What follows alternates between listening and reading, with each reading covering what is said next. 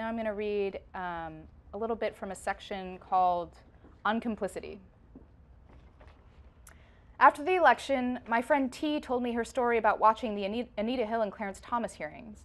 In 1991, Hill testified that Clarence Thomas had sexually harassed her while he was her supervisor at the Department of Education and the Equal Employment Opportunity Commission. She said that Thomas had asked her out repeatedly and that when she said no, he continually discussed sexual topics with her in the workplace. Watching the televised hearings, T told me, gave her a strange sense of vertigo.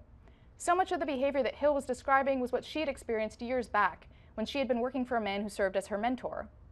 He had often made overtures that made her uncomfortable, turning the conversation to sexual topics, glancing at her body, but she still valued his experience and guidance, so she found ways to live with it, to minimize it.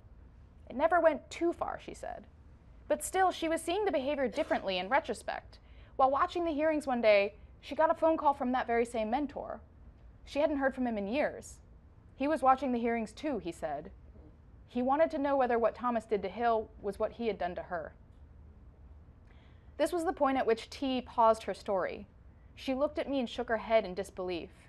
You know what I did, she asked. I told him no. I told him it was fine. I reassured him.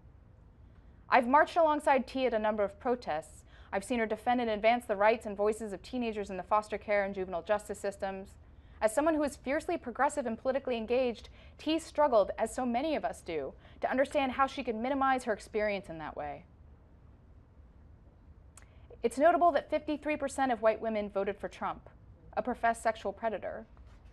What does it mean that these women either decided his behavior was reasonable or that they somehow thought that this quote-unquote personal aspect of his life was separate from his politics?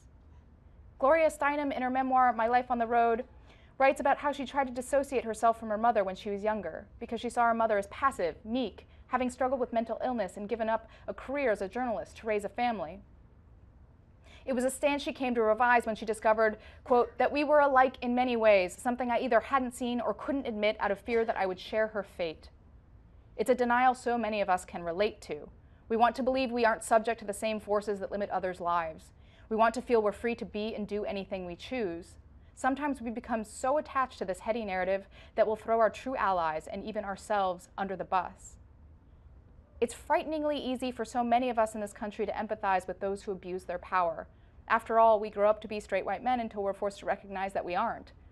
It's a tension evident in the fact that Time's 2017 Person of the Year was the silence breakers, all the women who had come forward about being sexually assaulted or harassed.